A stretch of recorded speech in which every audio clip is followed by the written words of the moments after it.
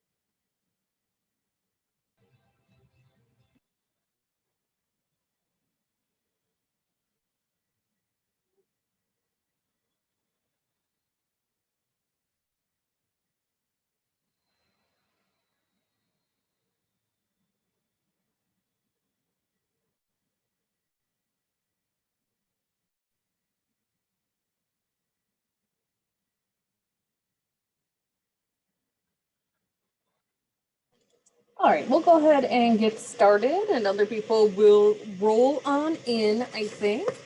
So today we have a fairly packed schedule. We are going to finish our development lecture. We're pretty close to that. And then we are going to do our Jeopardy review. And then you all will take your last Explain It to the Media quiz. So I don't think it'll be any problem to fit all that in here.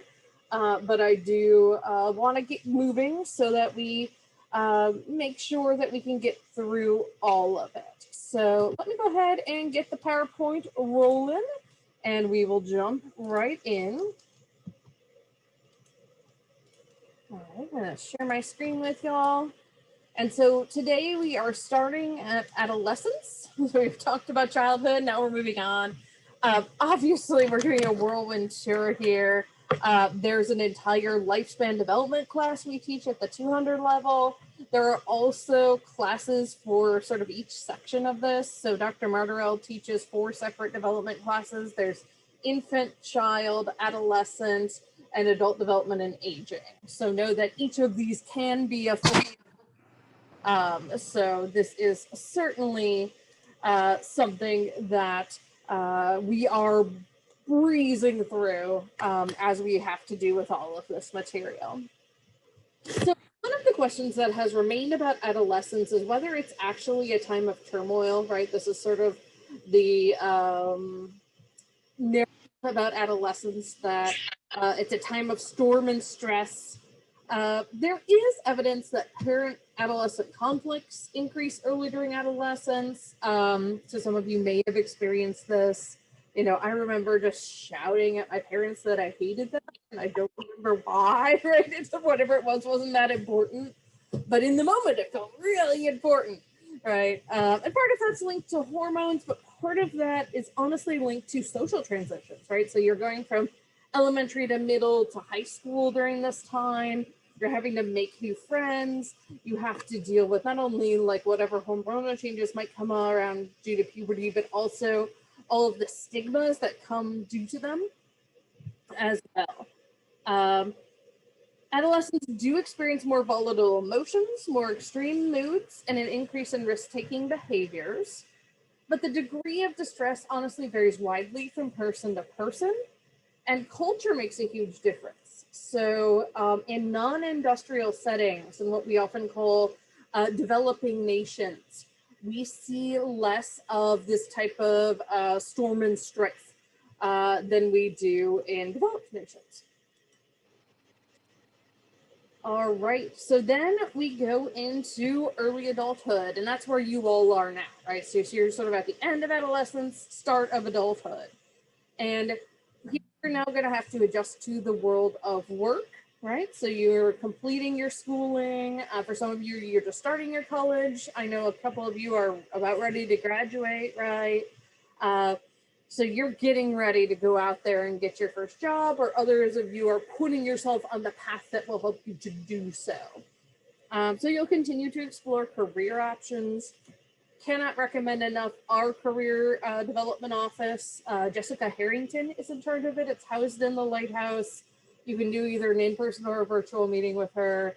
And she is ridiculously helpful in terms of thinking of these things. She has questionnaires that are well validated that you can take that help you figure out what might be a good career match for you. You also will learn new skills as a college student, right? Or as someone who is, I see that. Yeah, and if any of you want to take the Explain It to the Media quiz while I'm talking, as long as you can pay attention, that's fine. It should be available. You should be able to see it. So maybe try refreshing. Because there's nothing more I can do on my end. So it also might just be the internet, or it might be Blackboard being Blackboard. So give it another whirl. You've got till the end of class. So you're developing a work ethic, right? So already college is very different, right, than how you had to work in high school. Like I remember when I used to do freshman advising before we got our professional advisors, students being like, what do you mean I only signed up for 4 classes? I'm used to taking it's like, no, you're going to have so much work, you need to like give yourself that time, right? So you have to figure out how to work on your own. Throughout college, you're going to learn new skills as well. You're going to live independently from your parents, right? So a bunch of you are living in the dorms possibly. And so you might be doing your laundry for the first time, right? I certainly did, you know, and I felt sort of embarrassed that I hadn't learned it before that, right? But, you know, I danced 30 hours a week growing up. And so I just didn't have time to do that type of thing because I was always rushing off to school or dance. But man, I wish I would have started sooner, right? Then you might be finding a romantic relationship, moving things, you know, along in that direction. So adjusting to marriage and family life. Most people marry, although that is becoming less and less common, but a lot of people find committed relationships at some point in their lives, right? They may choose not to become married, and that is perfectly okay. Have children, again, not everyone.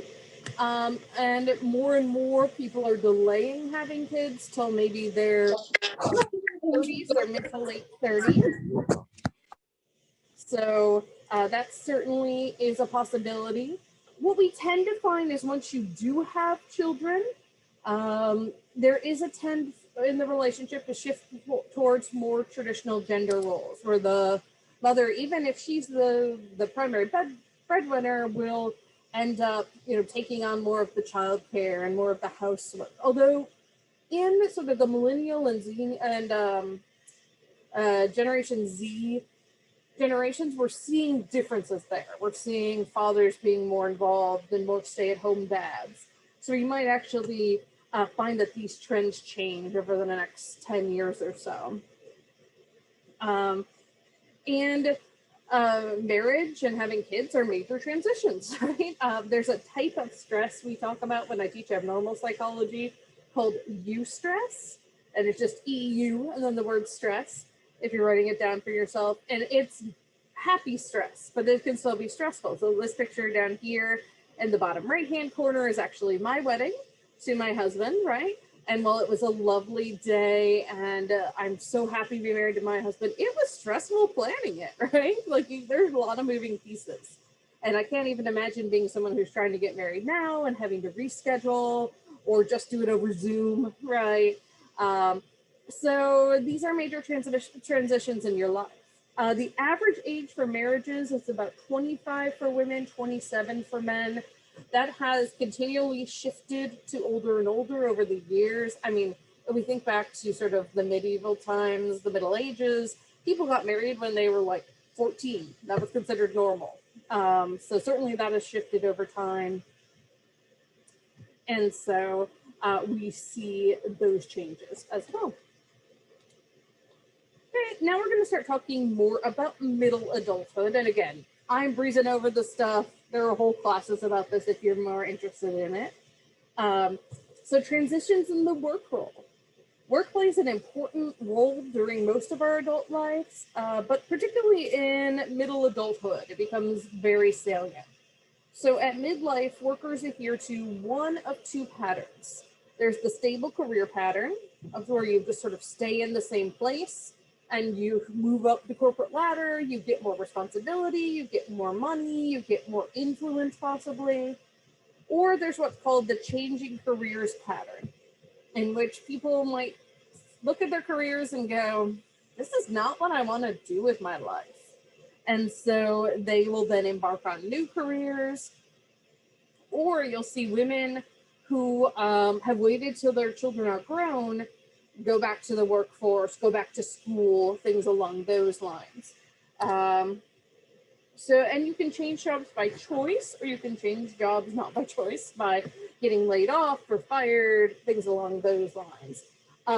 One example I'll give of women with grown children re-entering the workforce is when I was in graduate school, there was a woman in the class below me, the cohort below me, who had high school age children. So she was in her 40s when she started her PhD, but she is now also a professor. So it's certainly never too late for you to achieve whatever your goal is. And I think people will try to tell you that, and it's not true at all. There is controversy within psychology about the midlife crisis is actually a thing. Is this actually an event that happens? Is it a developmental thing that people go through? And so this is, as I mentioned, heavily debated. And the midlife crisis is defined as a turbulent period of doubts and reappraisal of one's life. A turbulent period of doubts and reappraisal of one's life. Early research on this idea suggested, yep, the midlife crisis is a thing, and it's a normal part of human development. However, subsequent research has cast doubt on this assertion, finding that signs of a midlife crisis only show up in a tiny percentage of people who are at midlife. So some studies have found 2%, some have found 5%.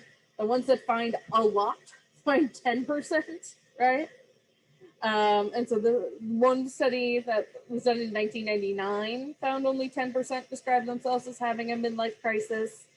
And the inconsistent findings may be due to methodology issues, right? How do you decide to research this? What techniques do you use, right, to try to describe a midlife crisis to try to get at it. So what we find is that when case studies are used, those single case designs of, yep, here's someone going through the midlife crisis, we see greater effects, we see more consistent reporting of it. However, when we use more objective measures and we're looking at larger groups of people, again, that's where we're getting these small 2 to 10% numbers. Studies also suggest that people with midlife crises are most likely the people who had trouble adjusting prior to that. So there might be people who had trouble early in life, in childhood, or even trouble adjusting or experiencing significant setbacks in early adulthood. There is some evidence for a quarter life crisis as well, around the age of 25. And again, similar in small numbers, or maybe even smaller. So some researchers have re-termed this midlife consciousness, and say that, people realize that, like, you're now much closer to old age, right, than you were to young adulthood, right, or even childhood. So that gap is shrinking. You're getting closer to be considered old, right? And one of the things people really look at is, how can they contribute to the next generation? Are they contributing to the next generation? And this doesn't have to be through having kids of their own. This might actually be via, influencing those they work with, or even choosing jobs that directly influence those.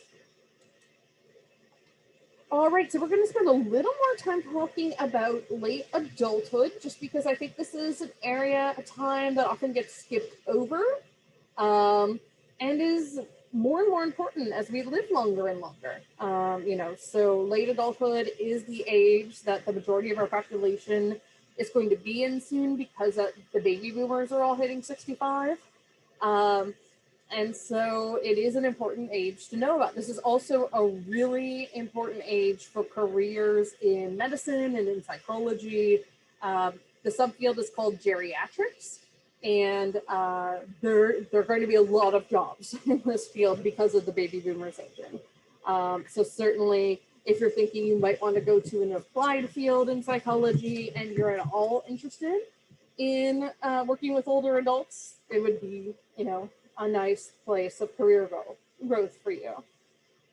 So retirement used to be you're done, it's all good, right? It's a more gradual process. So people might step down. So for example, a couple of years ago, Wesleyan introduced a step down retirement plan where professors can teach part-time for a year or two as they prepare to retire. Also, people will retire and come back, or try to retire and get talked into coming back. This happened to both of my parents. They both are now finally retired, but it took each of them 2 to 3 years to do so, because their bosses kept being like, no, I would love to have you on for longer, right? Like, bosses are reluctant to lose good workers. Whereas in the past, it was just sort of like, you're good, congratulations, let's have some cake and a party, and then you can go enjoy your life. For most, retirement has no adverse effect on health or life satisfaction. And in fact, we might see the opposite. We might see people do better. So in short, adjustment to retirement is best when they've saved well, so they have adequate income. Their health is good, so they're not having to spend all their time at the doctors or in the hospital. And you already have an extended social network in place. So friends you can socialize with, family close by, things along those lines. So for white-collar workers, sort of middle class and above, the age of retirement has been dropping to maybe be around 62. And this has primarily been due to economic reasons, and workplaces encouraging people to retire early in some cases.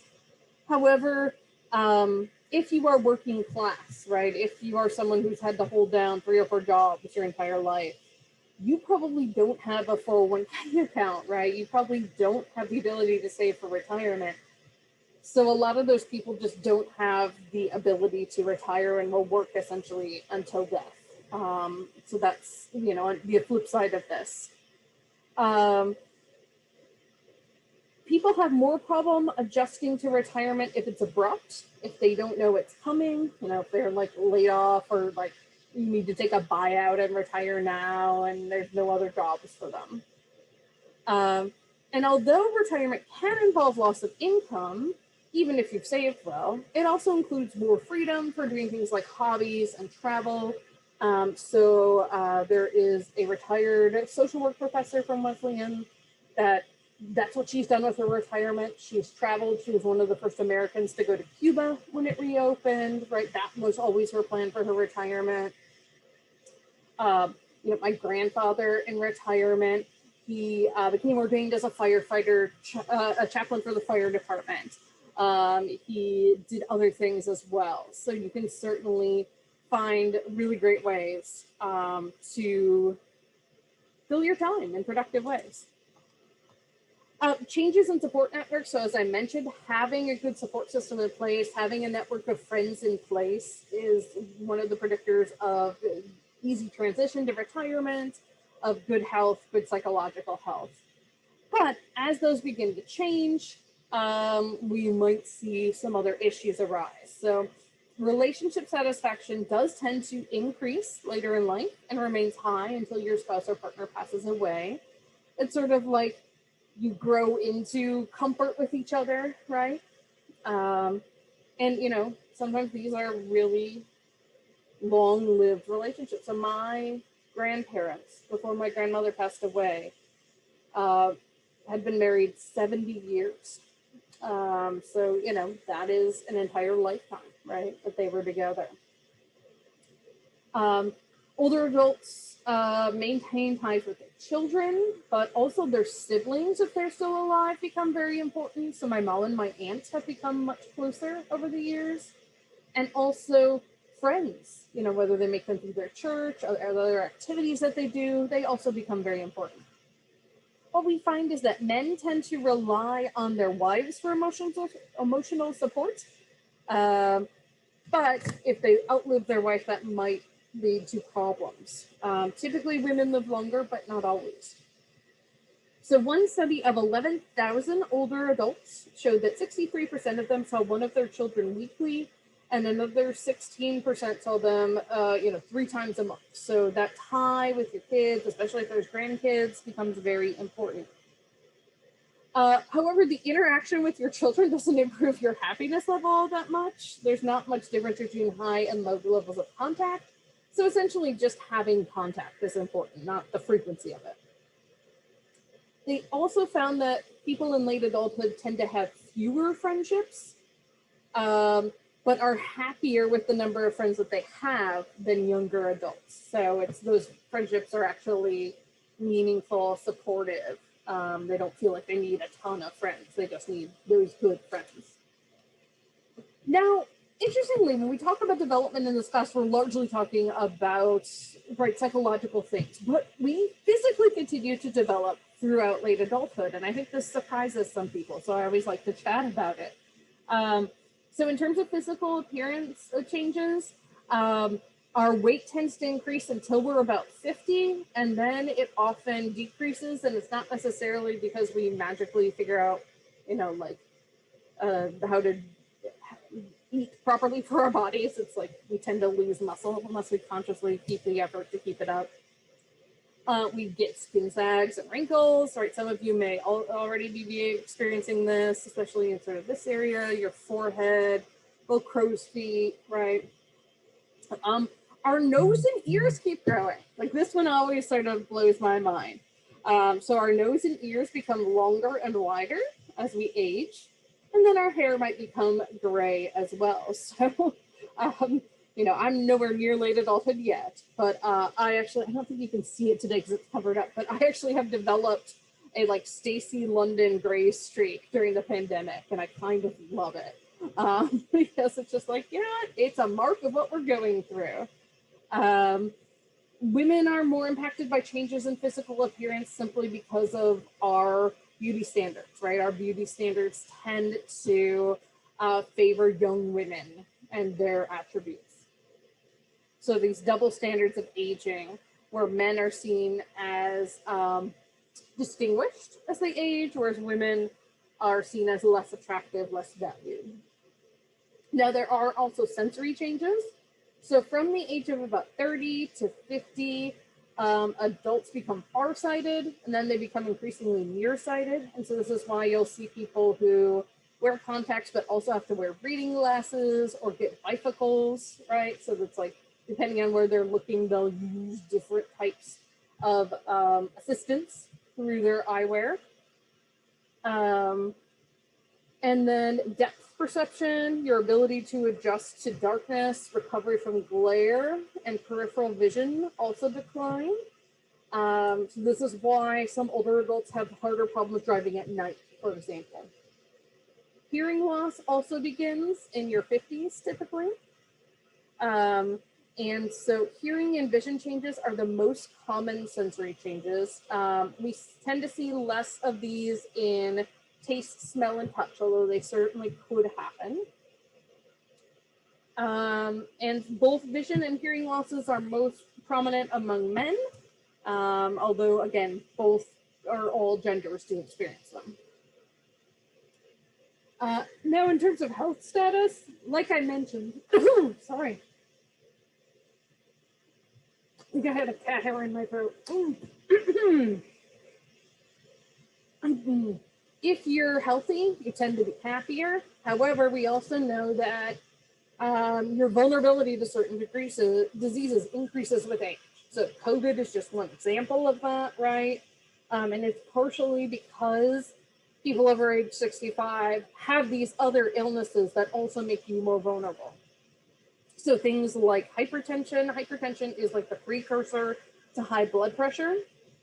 Arthritis, which is often, for some people, really debilitating, swelling of joints, often in fingers, knees, sometimes backs. Heart disease, so heart attacks, needing pacemakers, things along those lines. Cancer, and then diabetes as well. And so you might become someone who needs to change their diet.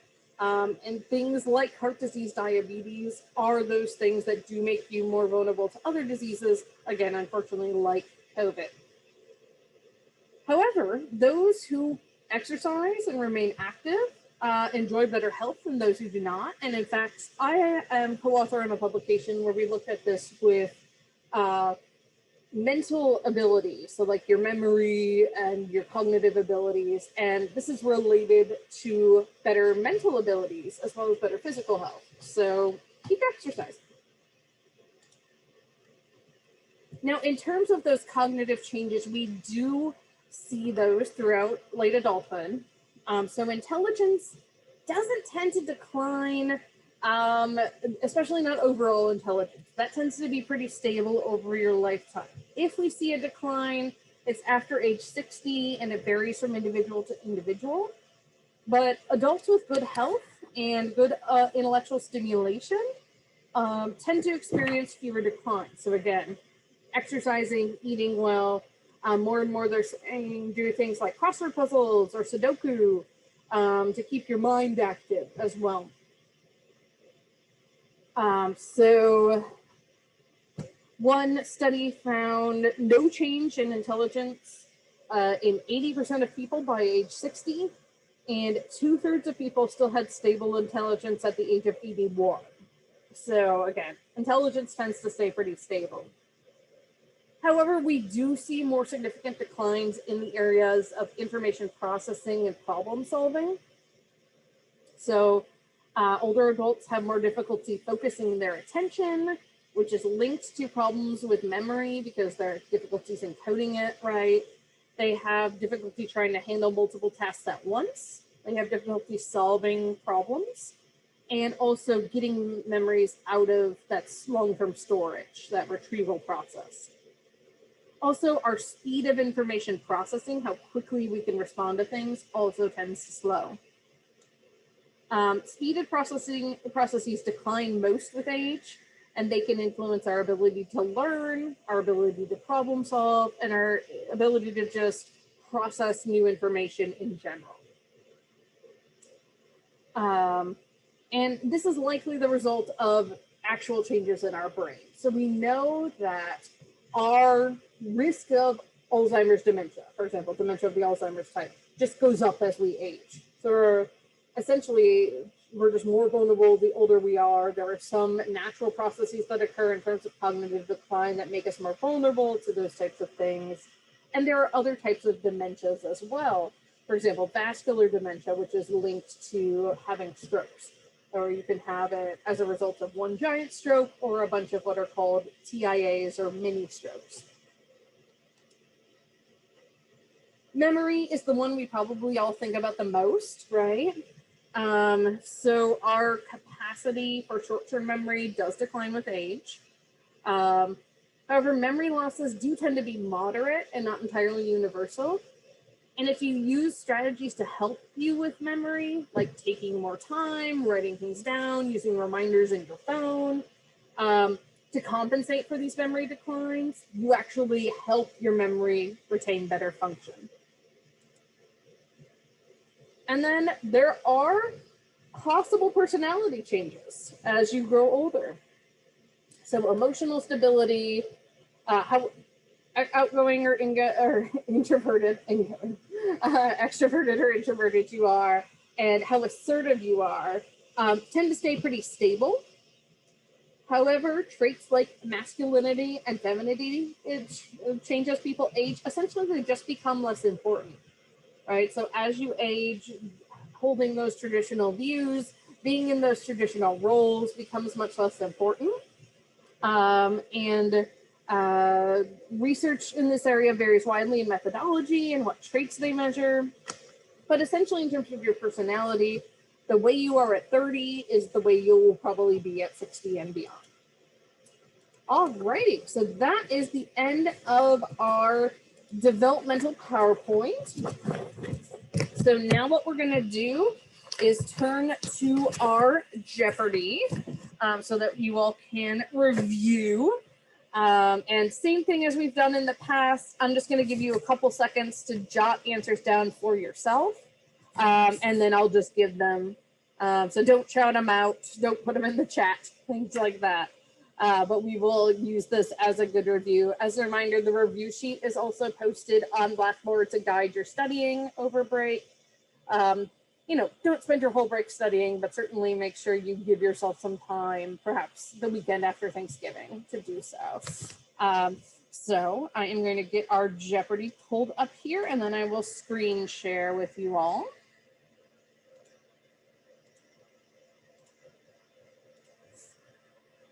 Alrighty.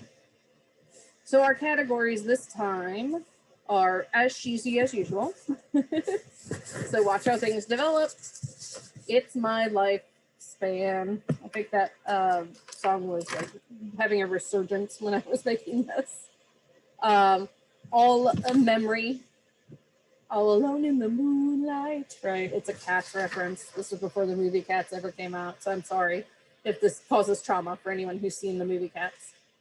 Do you remember the time? Oops. And then I think I can. And that's got a smart. So thinking about intelligence and whatnot.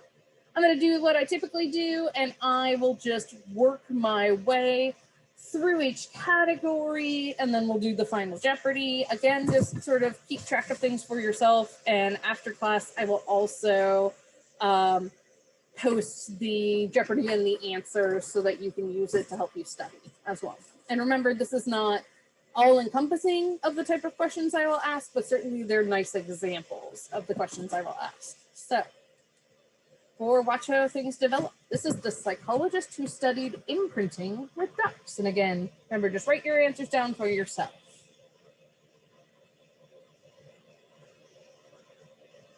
So this is Konrad Lorenz. And you would just have to know Lorenz, Lorenz. Oh, that's right. I usually put these in the chat for you all. I will do that again.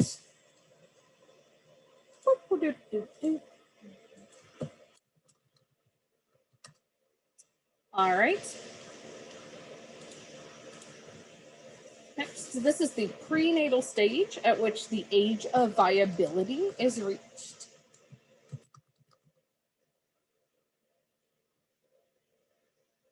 this one I'm going to put the answer in a little quicker than usual because I don't know if we like sort of explicitly said this, but it's the fetal stage. So if you remember, it goes like zygote, embryo, fetal, right? And you're a fetus when you reach the age of viability. You're a fetus until you're physically born, right? Alrighty. Next up, the type of attachment where the infant desires contact with mom, but then rejects her affection. So this is from the Ainsworth studies. I'll help if I type it correctly, spell it correctly for you all.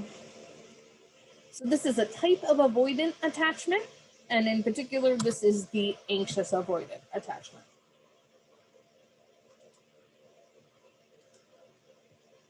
And this is a psychologist who criticized Kohlberg's theory by saying women responded with an ethic of care.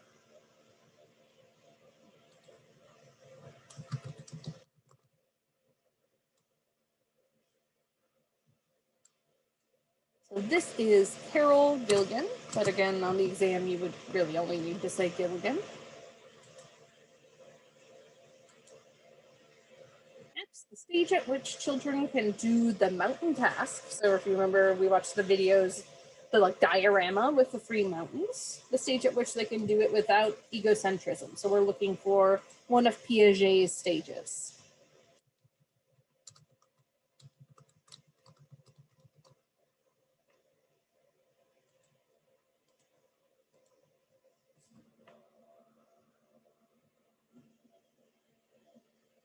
So this is the concrete operational stage. Alrighty. So keeping with development, we're going to start talking about lifespan more. So beyond childhood here. This is Erickson's stage where people focus on interpersonal relationships.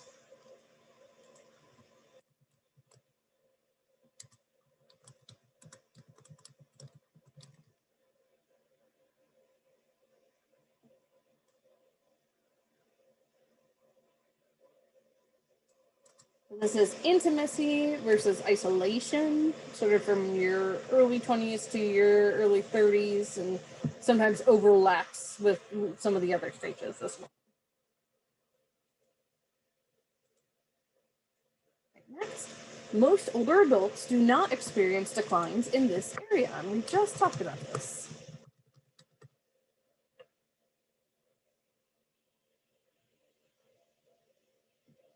So this is intelligence.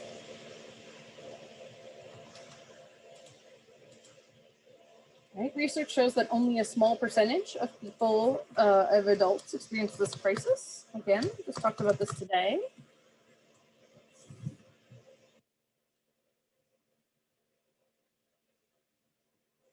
So this is the midlife crisis.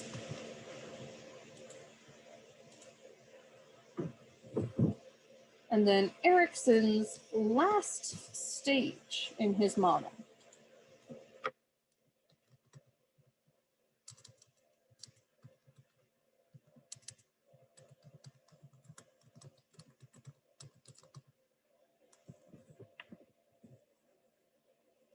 So this is the integrity versus despair stage, where you look back on your life and you either feel pretty good about it or you might despair about what you didn't accomplish.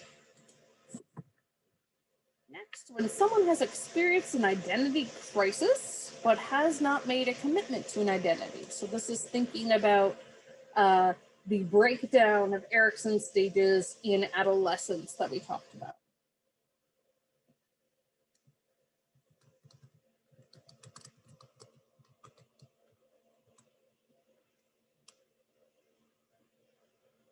So this is identity moratorium, and these are the 4 descriptors that Marcia came up with. All right, so memory. Locating and accessing specific information when needed.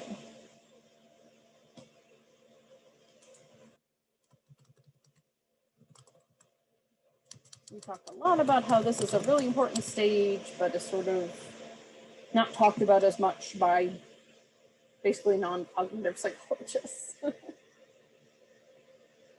So this process is called retrieval. And you are using retrieval to get these things out of your memory, right? To answer these questions. Psychology is fun. There's a lot of really meta things that happen when we're studying psychology. All right. Recalling words at the beginning of a series more easily.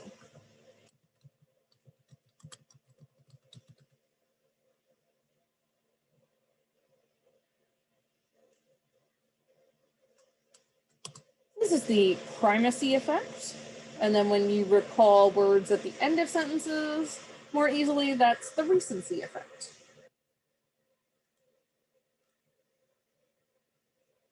So this preserves brief sensory impressions of stimuli. It's a type of memory.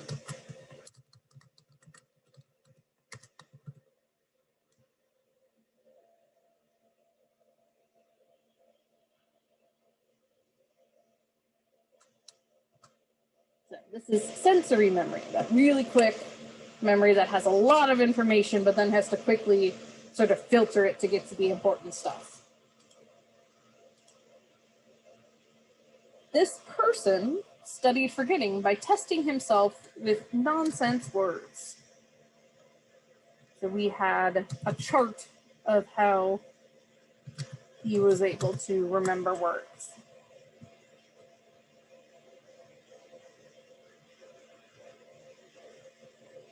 So this is Ebbinghaus.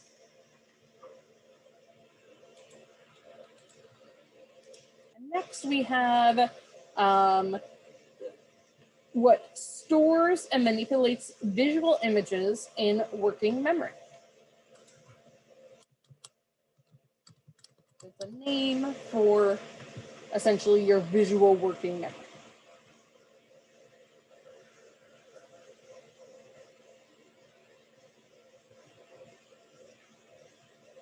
So that is the sketchpad. All right, so next we're going to move on to more questions about memory. So the process that you're using to answer this question or an essay question on an exam. Or in our case, short answer questions.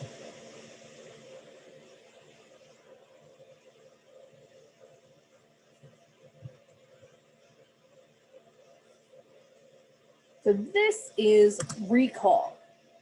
And if you're answering a multiple choice or a true false, the process you're using is recognition. So recall is where you gotta just kind of pull it up without it being an option in front of you. Recognition is when you're able to recognize the correct answer.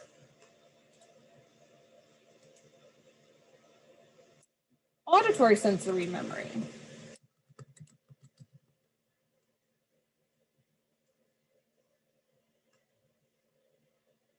So this is the echo, which makes logical sense when you put them together, right? Sort of like you're having an echo for a few seconds or a split second.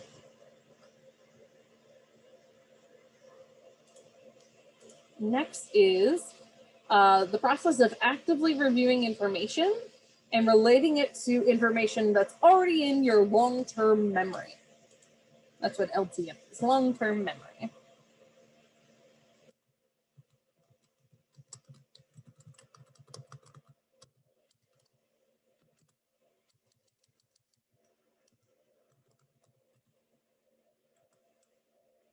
So this is elaborative rehearsal, and this is one of the best ways to study, is by actively reviewing the information and then trying to make connections to things already in your long-term memory.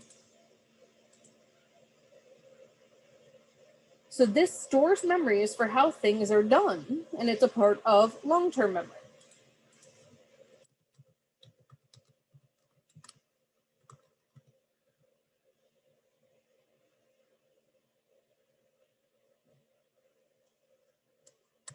So this is procedural memory, and a nice way to remember this is it's memories of procedures for doing things.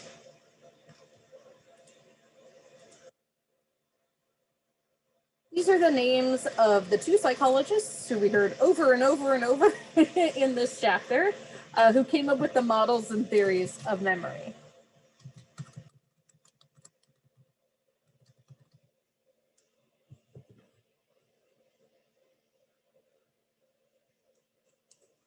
So this is Atkinson and Schifrin.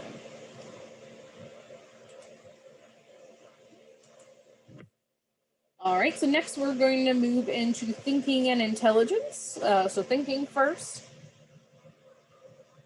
So this is something that helps you know what to do in a situation that you're commonly in, such as going to a restaurant or going to class.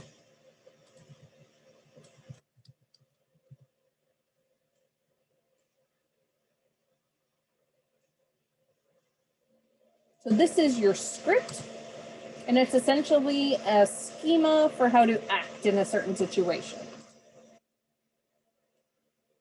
Quick question. Wouldn't that be common sense?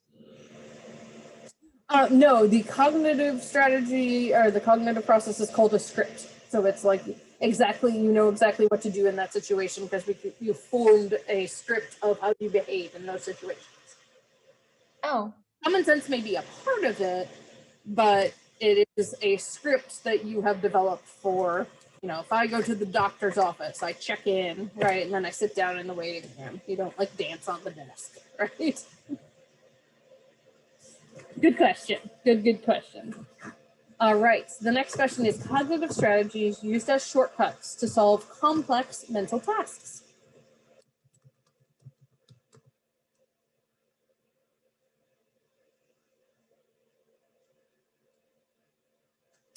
So these are heuristics, and this came from the problem-solving portion of that lecture. So if you're like, what, huh? I think it was closer to the end of that lecture. You can review that piece. Oops, sorry about that. We were on Think for 600. All right, so not thinking outside of the box.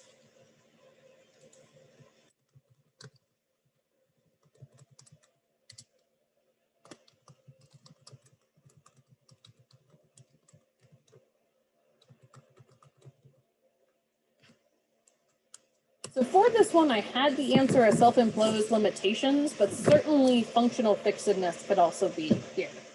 The idea of not being able to think of a second use for an object that could help you in a given situation. Ignoring or finding fault with information that doesn't fit our opinions. It's something we see a lot in politics.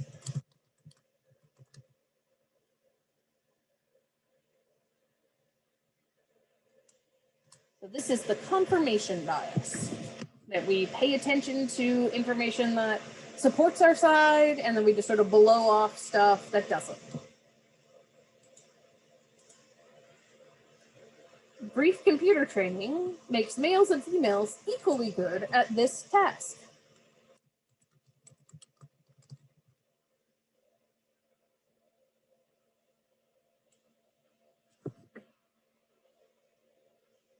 So this is mental rotation. So there appear to be gender differences, but it seems like they are more social rather than biological. All right, so now we're thinking about intelligence. And so in terms of intelligence, this is a type of age that we use when we're talking about intelligence, and this is just the number of years since birth.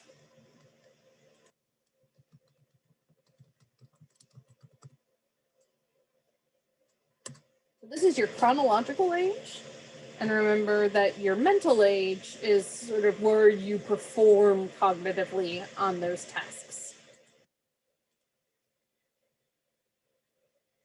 The attitude of this person can influence IQ scores.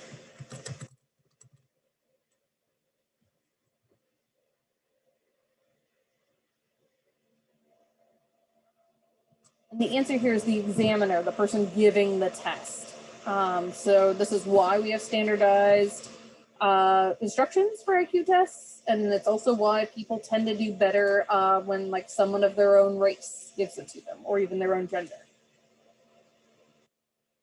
This is the ability to see complex relationships and solve problems. It's a type of intelligence.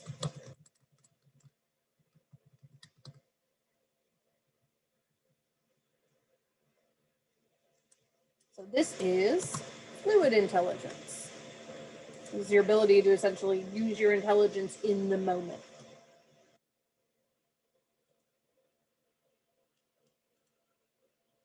All right, ability for controlled movement and coordination.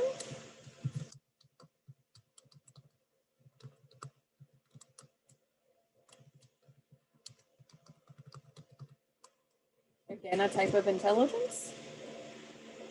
This is the bodily kinesthetic intelligence that is part of the revised, not 7 but 9 types of intelligence that we talked about. Elephants, dolphins, and great apes can do this task.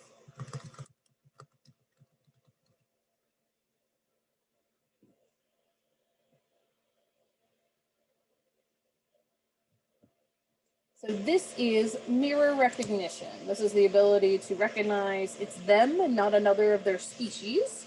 Although interestingly, the great apes should probably be revised because chimps can do this, but not gorillas. And so, yeah, so like if you put a little smear of paint on an elephant, it will look in, when it looks in the mirror, it'll touch it with its trunk. Dolphins, same thing. If you put a little washable mark on their tummy, they'll immediately swim to the mirror and be like, "What'd you do? Oh, that's cool." And chimps are the same way. And obviously humans have this task as well. It tends to develop when we are sort of between 2 and 3 years of age, although some kids develop it sooner. I think my daughter developed it when she was like 8 months. It was kind of crazy. I was like, how do you know how to do this already? But like she was wearing one of those cute little headbands, and rather than touch the mirror, she reached up and adjusted it on herself. So again, kids develop at all different paces. It doesn't really mean anything. Alrighty. So now we're gonna do our final Jeopardy question. And this is all like RIP Alex Trebek, I'm realizing. All right, so this is the name of the psychologist who studied attachment in infant monkeys.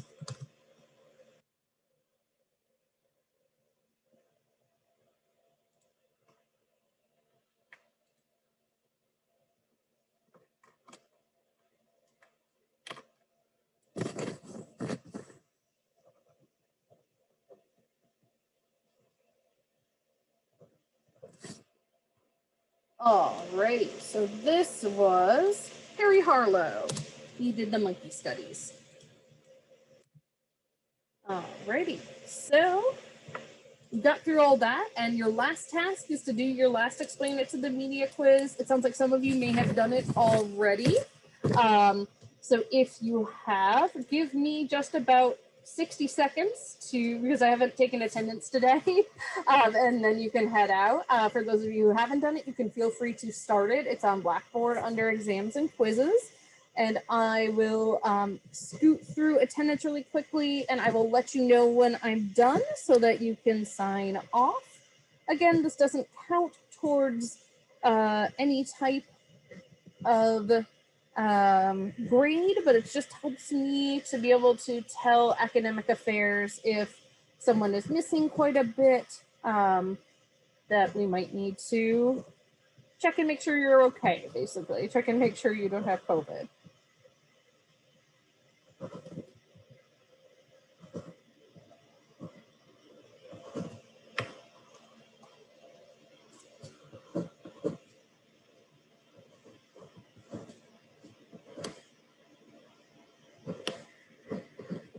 All right, so I'm done taking attendance. So if you've already taken the quiz, you can sign off. Everybody else, I will stay on chat in case you have any questions. And then as soon as you finish the quiz, you can also sign off. Okay.